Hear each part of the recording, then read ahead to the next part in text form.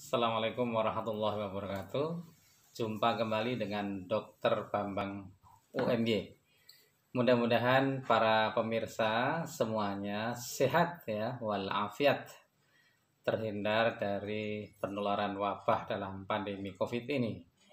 Kalau ada yang sudah terlanjur terpapar, mudah-mudahan gejalanya ringan saja dan segera sembuh kembali.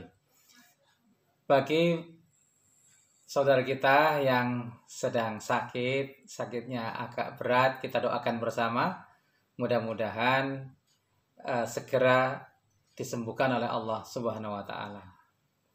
Allahumma adhibil bas, Rabbanas ishfi wa anta syafi, la shifaa illa shifauka, shifaan la yughadiru saqama. Para pemirsa, kali ini saya akan mengajak bicara tentang kefir bening atau whey kefir ya. Jadi bagi beberapa orang kefir itu memang sama sekali tidak bisa dikonsumsi. Mengapa? Ada yang karena punya penyakit autoimun yang berat ya. Tapi ada juga yang tidak bisa minum susu kefir karena memang tidak suka susu sama sekali. Susu biasa aja tidak suka, apalagi susu kefir katanya. Tapi saya juga punya cerita menarik bahwa ada teman sejawat, dokter senior, tidak suka susu, tapi kemudian saya kenalkan dengan susu kefir, lalu beliau mulai latihan mengonsumsi dari 3 sendok, 4 sendok, akhirnya bisa semakin banyak. Nah, kefir seperti ini adalah kefir yang orang menyebut kalau susu kefir saja, biasanya seperti ini maksudnya. Ini susu kefir ya. Susu kefir yang kental ya. Namun ada alternatif kalau orang yang tidak suka atau tidak bisa minum susu sama sekali, yaitu susu kefir bagian beningannya atau beningan kefir, atau lebih tepat lagi adalah whey kefir. Whey kefir itu bening karena proteinnya yang utama adalah whey protein, maka disebut dengan whey kefir ya. Manfaatnya secara umum hampir sama dengan kefir yang semacam ini ya. Hanya saja saya boleh menyarankan satu tadi, kalau Anda memang tidak bisa mengonsumsi kefir yang kental seperti ini, Anda bisa mencoba kefir beningan atau whey kefir. Yang kedua, kalau Anda sedang melakukan diet rendah kalori, maka susu whey kefir juga menjadi pilihan ya. Paling tidak kalau sehari minum 3 gelas atau 3/4 gelas kefir, maka yang 2 porsi di antaranya adalah yang beningan dan yang 1 porsi adalah kefir seperti ini.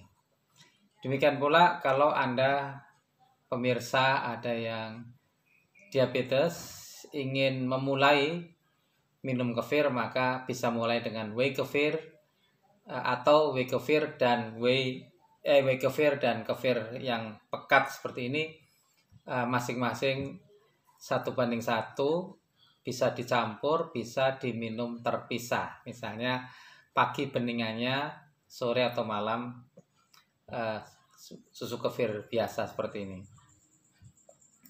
Nah, pertanyaannya kemudian adalah bagaimana cara membuat whey kefir itu. Nah, saya akan jelaskan ya. Jadi begini, setiap kita membuat susu kefir, kita akan menghasilkan kira-kira 40% whey kefir di bagian bawah. Nah, silakan dilihat gambarnya. Nah, dari 40% whey kefir ini kita akan ambil lebih kurang separuhnya, kita pisahkan, akan kita proses lanjut dengan fermentasi ulang setelah dimasak ya, dimasak dulu lalu difermentasi ulang, dia menjadi produk whey kefir yang siap minum. Nanti setelah ini akan sampaikan prosesnya. Nah, sisa yang separuhnya tadi kita aduk lagi dengan bagian kentalnya, kita aduk lagi menjadi produk susu kefir yang biasa Anda kenal selama ini. Itulah yang namanya yang disebut dengan susu kefir. Sedangkan yang beningan tadi, yang 50% dari, yang sebenarnya 40% dari produk itu namanya whey kefir. Saya ambil separuhnya, saya masak sampai dengan kira-kira 70-80 derajat, didinginkan, baru difermentasi ulang dengan grain.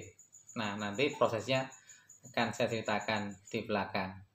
Selamat menyimak bagaimana cara membuat whey kefir sebagai suatu alternatif bagi Anda yang tidak bisa minum susu kefir biasa.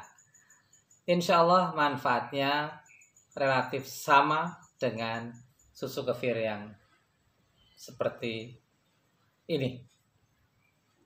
Istimewanya kedua-duanya adalah baik yang susu kefir seperti ini maupun whey kefir yang bening itu, istimewanya adalah keduanya kandungan laktosanya sudah sangat rendah, hampir nol, sehingga bagi pemirsa yang mempunyai intoleransi laktosa itu akan dapat menikmati susu kefir maupun whey kefir itu. Selain itu, jangan khawatir, walaupun rasanya masam, whey kefir maupun susu kefir kalau dikonsumsi bertahap itu nanti justru akan memperbaiki gangguan lambung. Jadi bukan karena sakit lambung lalu tidak berani minum kefir, tetapi kefir justru akan memperbaiki penyakit lambung Anda. Ini hasil fermentasi 1 liter susu murni dengan 100 gram grain. Di tengah atau bawah terjadi whey protein, sedangkan di bagian atas sudah terbentuk curd.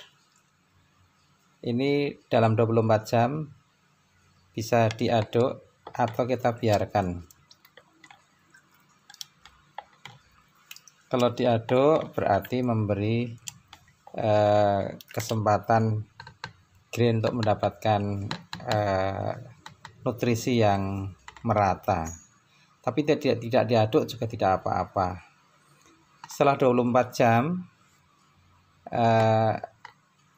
ini bisa disaring ya. Setelah diaduk disaring, grainnya dipisah, lalu kefirnya dapat dilanjutkan proses fermentasi tahap kedua tanpa grain. Grain bisa dipakai untuk fermentasi susu yang lain.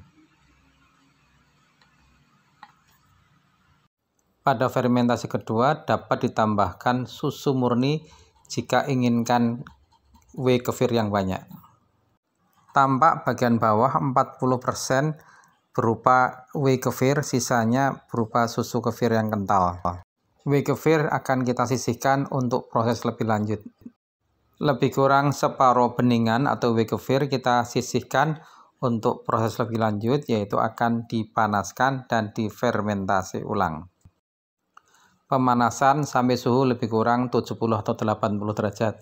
Jadi sebelum didih kita matikan. Lalu dinginkan.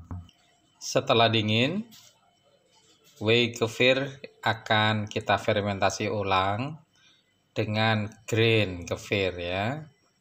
Inilah grain kefir yang akan kita pakai untuk memfermentasi ulang cairan beningan atau whey kefirnya.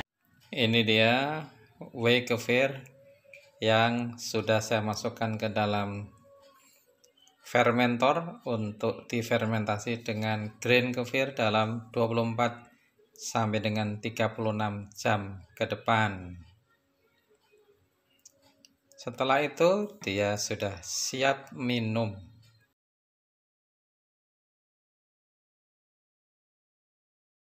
Demikianlah para pemirsa, sampai jumpa pada video-video berikutnya. Sedangkan detail cara membuat susu kefir yang standar silakan dapat disimak pada video-video saya yang sebelumnya, termasuk apa manfaatnya silakan disimak pada video-video saya tentang kefir yang sudah saya upload sebelumnya. Assalamualaikum warahmatullahi wabarakatuh.